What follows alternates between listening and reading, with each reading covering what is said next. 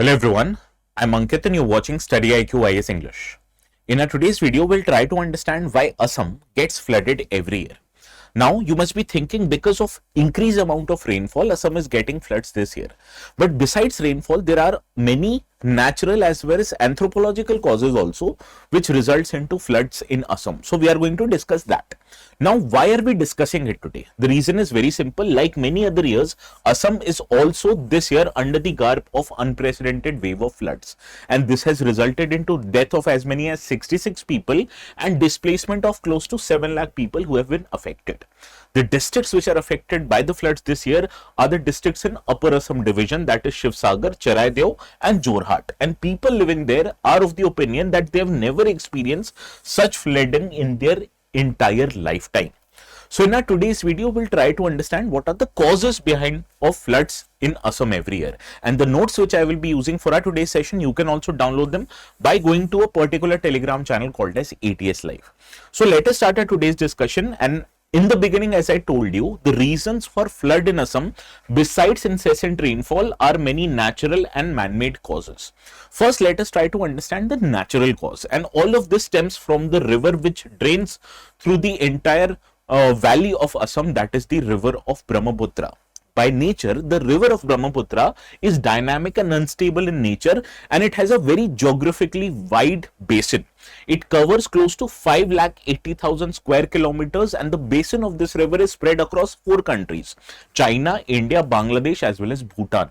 And all of these 4 different geographies contribute to the causes which leads to floods in Assam.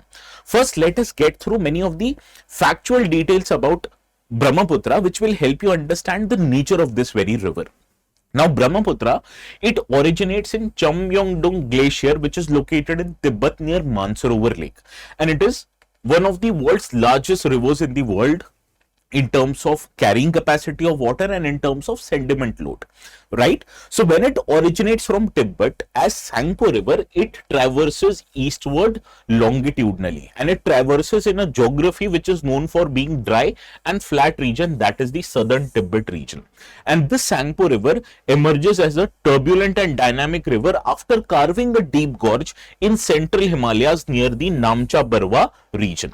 Now, this river Sangpo enters into India west of Sardia town in Arunachal Pradesh, and there it is called as River Siang. River Siang, when it flows into India, it emerges in the southwest direction, and here it meets left bank tributaries like Dibang and Lohit, and then after it is called as Brahmaputra. And after entering into India from Arunachal Pradesh, it enters into the valley of Assam, where it travels through almost 750 kilometers, meeting different tributaries like Budhi Dihang, Dhansari on the left bank, and Subansiri, Kameng, Manas and Sankoch on its right bank. So these are the important tributaries which contribute to the flow of water in the river, that is Brahmaputra. And I was talking about Brahmaputra, why the nature of Brahmaputra adds to the vulnerability of Assam, which causes floods. Now, as I told you, Brahmaputra features among one of the world's top 5 rivers in terms of volume of water discharge as well as the amount of sediments it carries. For example, let us consider how much water it carries in terms of volume.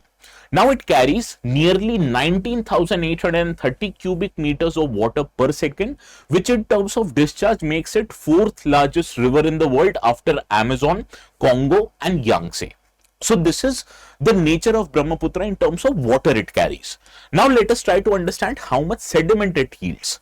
Now the amount of sediment this river carries makes it 2nd highest sediment carrying river after the Yellow River of China, which has an annual sediment yield of about 1403 tons per square kilometers. Now Brahmaputra sediment load, that is 1128 tons per square kilometers in Bahadurbad in Bangladesh and 804 per square kilometer tons per square kilometers of sediments in Pandu in Guwahati, makes it the world's 2nd largest sediment carrying river. And both of these factors, the volume of water it carries and the amount of sediment it carries, adds to the nature of its dynamicism, right?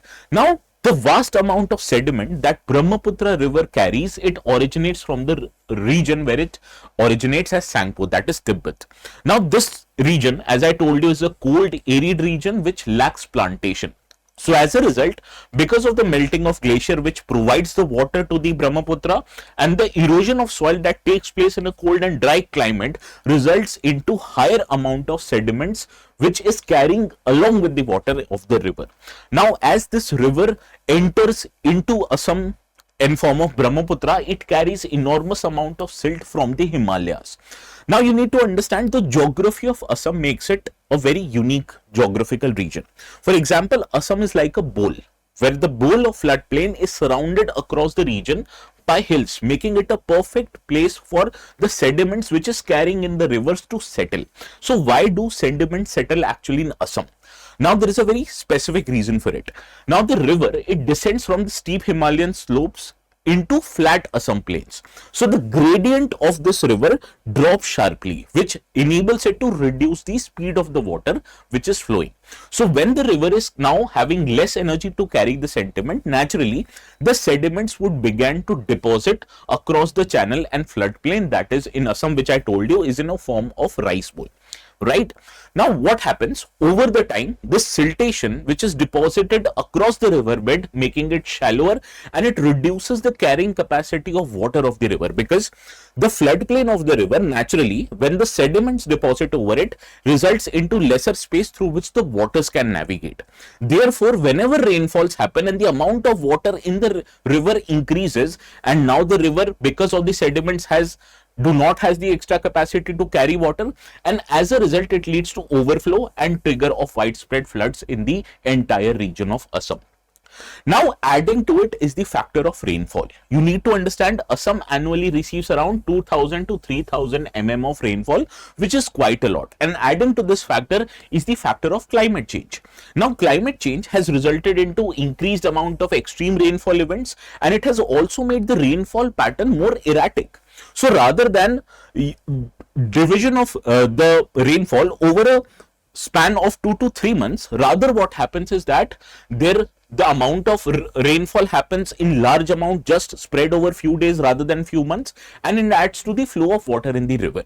Right. So because of this increased amount of erratic rainfall which happens over a short duration of time, it leads to filling up of tributaries which eventually dump themselves into Brahmaputra River, and as because of siltation, the Brahmaputra River now has the less carrying capacity of water.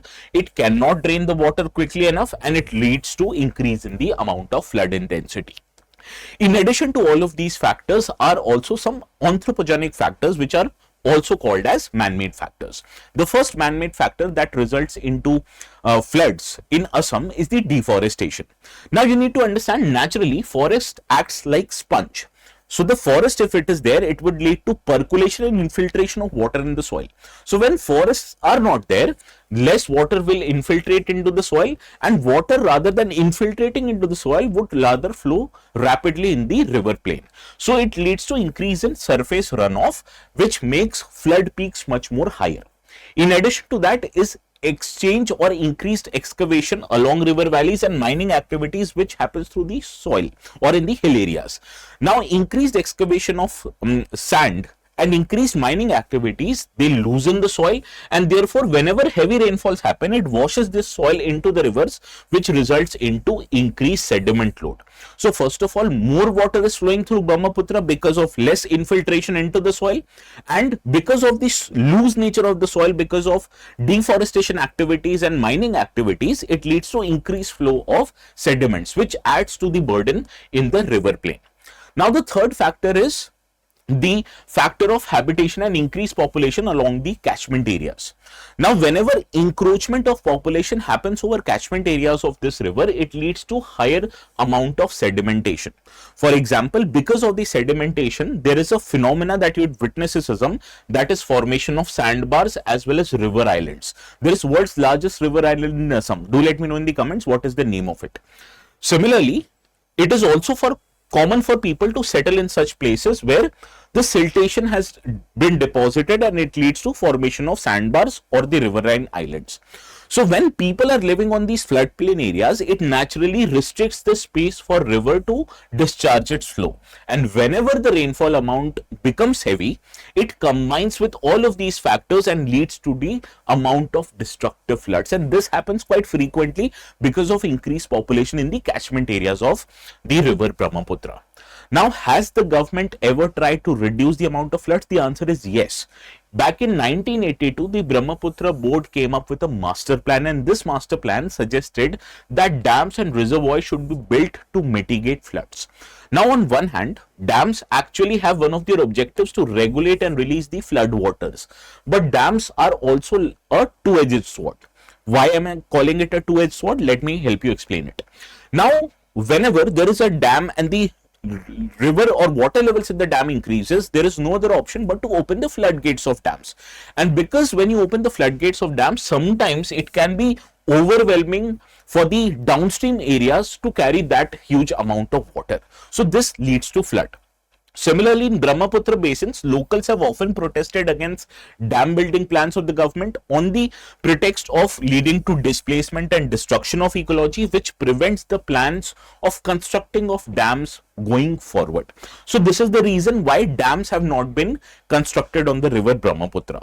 Secondly, for a short-term gains, governments usually rely on one plan, that is building of embankments to control the flow of river water and to prevent the amount of water from overflowing leading to floods. Now, embankments that have been provided only acts as an interim and ad hoc measure. It is not a long-term solution that you should look in order to prevent floods from entering into regions of Assam. So what most embankments have been done that has been constructed by the governments in 1980s, they were seen as a temporary measure. So the amount of construction and the quality of construction of these embankments are not very good. Rather, so the government has not spent on high specification embankments, and therefore whenever the amount of discharge of water increases, these embankments, they are usually breached, leading to floods in the region.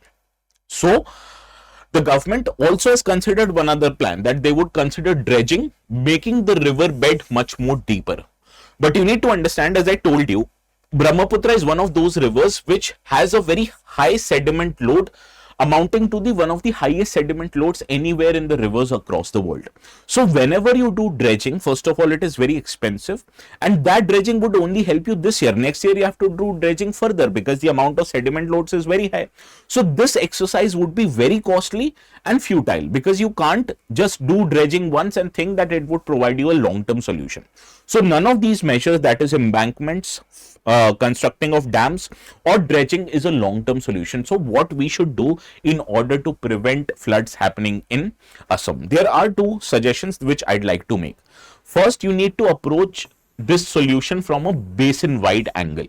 What you need to do, you need to integrate the management of the river Brahmaputra through cooperation of many states in India and also the countries from which constitute the basin of river Brahmaputra. One of the solutions that can be adopted is the countries could come to an understanding about what measures should they take in order to cover the catchment areas of river Brahmaputra. Here you would need inter-country and interstate relationships to prevail. You need political cooperation, and more of the important fact is that the role of the government should increase in order to increase the cooperation, how you should manage the flow of water in the river Brahmaputra. In addition to that, one other measure, that is floodplain zoning, can also be adopted. Here, what you can do is you can identify the areas in terms of its vulnerability and divide them into different categories. And accordingly, the more vulnerable areas, in those areas you can ban economic activities like farming or building a house, etc., which would reduce the amount of vulnerability of people living there. So what you can't do is you can't control the rain, but what you can certainly do is control the damage that are caused by the floods. So here, integrated basin-wide approach and floodplain zoning would help you in order to reduce the destruction that is caused by the floods, right? Now, before we end up and solve a question that has appeared on UPSC on the exact same topic, today we are in 29th of July, and 29th of July is also the birth date of Maharshi Vedvyas. If you don't know, Maharshi Vedvyas is the author of Mahabharata. In Mahabharata, the result of Pandavas' victory of Kauravas, there was a very important factor behind it. That was the role of Lord Krishna, who acted as a charioteer, as a guide to the warrior that was Arjun. Now, the role of Krishna became essential in prevailing of Pandavas over Kauravas. And the role of Krishna was that he acted as a facilitator, he acted as a problem solver, he acted as a mentor and a guide to the warrior Krishna. Now, you are not the warrior Arjun, we are not Krishnas, but what we can certainly do is provide you with guidance, mentorship, and structure which will help you in clear of these exams. Right now, on occasion of Guru Kripa Divas, we are offering 50% off in addition of double validity on all our courses. If you take admissions in StudyIQ IAS English, you're going to get the best possible rates for the longest period of time. So, do it today. Go to our website, click on UPSC IAS English, select 2027 or 2028 courses, and before making the payment, if you apply this code ATS Live, you're going to get maximum discounts on all our courses. In addition to that, this is the question that I'd want you to solve. I'm sorry, this question appeared in UPSC exam of 2016.